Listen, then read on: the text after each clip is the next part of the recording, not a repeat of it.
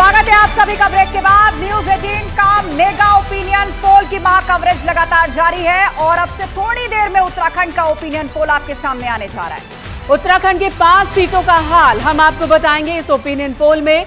उत्तराखंड की 5 सीटों पर जनता का मूड क्या है, उत्तराखंड में जनता किसके पक्ष में जा रही है, ये आप ओपिनियन पोल के नतीजों के जरिए समझ सकेंगे।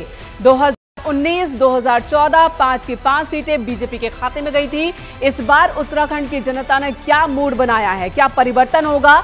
जैसा कि कांग्रेस का कहना है, विपक्ष का कहना है कि इस बार उत्तराखंड के लोगों ने परिवर्तन का मूड बना लिया है, या फिर जो नतीजे 2019 और 24 में देखने को मिले थे वही नतीजे इस बार भी देखने को मिलेंगे।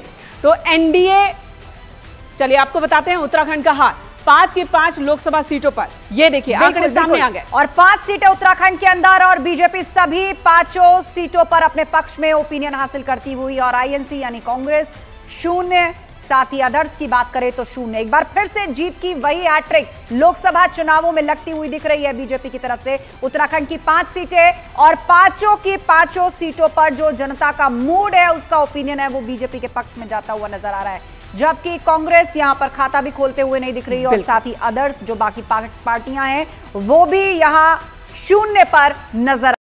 तो 2014, 2019 और उसके बाद 2024 में लगता है कहानी फिर से दोहराई जा रही है। राजस्थान की भी बात कर लेते हैं। राजस्थान में 25 लोकसभा सीट और इन 25 लोकसभा सीटों में बीजेपी के खाते में 25 जाती हुई दिख रही है। वहीं कांग्रेस और अदर्स 0-0, यानी कि 2019 और 14 यहां पर भी 2024 में भी वो कहानी रिपीट होती दिख रही है। राजस्थान की 25 लोकसभा सीटों पर जो जनता का ओपिनियन मिला है, जनता की राय मिली है, तो बीजेपी गठबंधन को ही 25 की 25 और इंडी के हाथ खाली। बिल्कुल, ओपिनियन पोल में एनडीए गठबंधन का जलवा साफ तौर पर देखने को मिल रहा है। राजस्थान की कुल 25 सीटें और 25 की 25 पर एनडीए अपना परचम लहराती हुई नजर आ रही है। आईएनडीआईए गठबंधन के हाथ खाली लग रहे हैं और साथ ही साथ अदर्स यानी जो बाकी कुछ पार्टियां हैं या कुछ ऐसे दल या निर्दलीय, उनके भी खाते खुलते हुए नजर नहीं आ रहे। एक बार फिर से देखिए आप, ये रेगिस्तानी ऊंट किस तरह का ओपिनियन संदेश ला रहा है। बीजेपी 25, आईएनसी यानी आईएनडीआईए भी अगर आप कहें तो 0 और अदर्स वो भी 0, यानी उत्तराखंड की बात करें, राजस्थान की बात करें, दोनों ही जगह पर एनडीए की लहर साफ तौर पर देखने को मिल रही है और आईएनडीआईए का खाता भी खुलता हुआ नजर नहीं आ रहा है। वोट परसेंट की बात करें, 61% वोट राजस्थान में एनडीए के पक्ष में। ये देखिए उत्तराखंड के आंकड़े टीवी स्क्रीन पर आपके पास एक बार फिर। 5 में 5 बीजेपी के खाते में, जबकि 0 कांग्रेस और 0 अदर्स। बिल्कुल, और गेस्ट पैनल हमारे साथ लगातार जुड़ा हुआ है।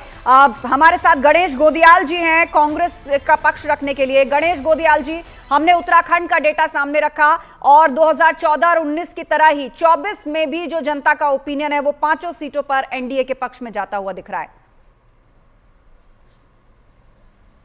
जी, जो आपने बताया मैंने सुन लिया, और अगर आप मेरा इसमें कमेंट अगर चाहती हैं तो कृपया प्लीज आप बीच में इंटरप्ट नहीं करेंगी, क्योंकि हम भी अपना कीमती समय लेकर आपके लोगों के आग्रह पर यहां तक पहुंचे हैं, तो आप हमें बोलने दीजिएगा। बिल्कुल, मैं आपको 50 सेकंड दे रही हूं सर, आप अपनी बात रखिए, उसके बाद हम दूसरे पैनलिस्ट का रुख करेंगे। अच्छा ठीक है, 50 सेकंड में मैं अपनी बात पूरी करूंगा, मैं घड़ी भी देख रहा हूं। देखिए, आपका ये ओपिनियन पोल, मैंने पहले कहा कि ये ओपिनियन पोल है, और आपके सामने जो पैनलिस्ट अभी बैठे हैं दूसरे, आज सुबह उन्होंने ही मेरा इंटरव्यू किया और अपने शब्दों में उन्होंने ये बात कही कि पौड़ी की सीट कांटे पर आ गई है, जबकि प्रत्याशी घोषित होकर सिर्फ अभी बीजेपी का कल घोषित हुआ और कांग्रेस का परसों घोषित हुआ। तो 2 दिन में अगर जो 0 से कांटे पे आ गई है तो चुनाव होते होते कहां जाएगा ये आप खुद समझ सकती हैं। तो इसलिए मेरा तो पूरा विश्वास है, मैं आपको विश्वास के साथ कह सकता हूं, और यकीन मानिए जिस दिन चुनाव होगा या रिजल्ट आएंगे उस दिन भी आपका चैनल मुझे बुलावे, मैं आऊंगा और उस दिन भी बात करेंगे कि हुआ क्या। देखिए ऐसा है, ये सभी समझ रहे हैं लोग कि मीडिया का एक ऐसा ये हो गया है कि एक माहौल बना है। तो आप कह रही हैं कि राजस्थान में 25 की 25 सीटें आ रही हैं, फलानी जगह इतने आ रही हैं, ये एक माहौल बनाने का हो सकता है। आप इसके पीछे न हो, आपके पास जो आंकड़े आए हैं आप तो वो बता रही हैं, लेकिन इसके पीछे वो हो सकते हैं जो इन आंकड़ों को तैयार करते हैं। ये तमाम चीजें हैं। आज मोदी राज में, मोदी जी के युग में कोई चीज की विश्वसनीयता खत्म हो गई है, सिर्फ खाली डब्बों की विश्वसनीयता है कि इसके अंदर सिर्फ हवा होगी। लेकिन अगर ये कहा जाए कि बंद डब्बे के अंदर कुछ है तो लोग इसको विश्वास मानने के लिए तैयार नहीं है कि इसके अंदर वाकई कुछ होगा। तो इसलिए ये ओपिनियन पोल जो है इस युग में मैं समझता हूं कि विश्वसनीयता से परे हैं। और हम आपको धन्यवाद देना चाहेंगे कि आपने हमको जो आईना दिखाया, हम उससे सबक लेते हुए और संघर्ष करेंगे और मजबूती के साथ चुनाव में जाएंगे ताकि हम इस रिजल्ट को, इस ओपिनियन को बदल सकें। ठीक है गणेश जी, आपकी बात हुई। अब अगला सवाल यह है कि एक तरफ तो आप ओपिनियन पोल पर सवाल खड़े कर रहे हैं, मीडिया पर सवाल खड़े कर रहे हैं, क्या यही रणनीति है? यही रणनीति है, इसी के साथ आप लोग जा रहे हैं इलेक्शन में, या कोई बड़ा मुद्दा उठा रहे हैं? कौन सा मुद्दा जिस पर जनता का मूड बिल्कुल बदल जाएगा? मीडिया, हाँ सुनिए ना, अगर मीडिया पूर्वाग्रह से ग्रसित होकर, वायस्ड होकर अगर कांग्रेस का नुकसान करेगा, तो हम अगर अपनी रक्षा नहीं कर पाएंगे तो हम आवाम की रक्षा क्या करेंगे? मुद्दा हमें अपनी रक्षा भी करनी है और अपनी रक्षा के मीडिया से, जो गोदी मीडिया है, आम मीडिया नहीं, गोदी मीडिया से अपनी भी रक्षा करनी है और आवाम की भी रक्षा करनी है। जी, हमारे मुद्दे जी, आप हमारे मुद्दों की बात कर रही हैं? बिल्कुल। हेलो जी बिल्कुल, कौन कौन से मुद्दे हैं जिस पर जनता का रुख आपकी तरफ चला जाएगा? मैं तो सिंपल से सवाल कर रही हूं। सबसे रणनीति कांग्रेस सबसे बड़ा मुद्दा है उत्तराखंड में सबसे बड़ा मुद्दा महिला सुरक्षा का और हमारी अस्मिता का है। आपको याद होगा, आपके चैनल ने खबरें दिखाई थी कि अंकिता भंडारी के हत्याकांड में जिस प्रकार से भारतीय जनता पार्टी के वरिष्ठ नेताओं का नाम आया, उसकी माताजी ने खुद भारतीय जनता पार्टी के एक बहुत बड़े नेता का नाम लिया। सरकार ने उसको बचाने के लिए बेशर्मी की सारी हदें पार कर दी।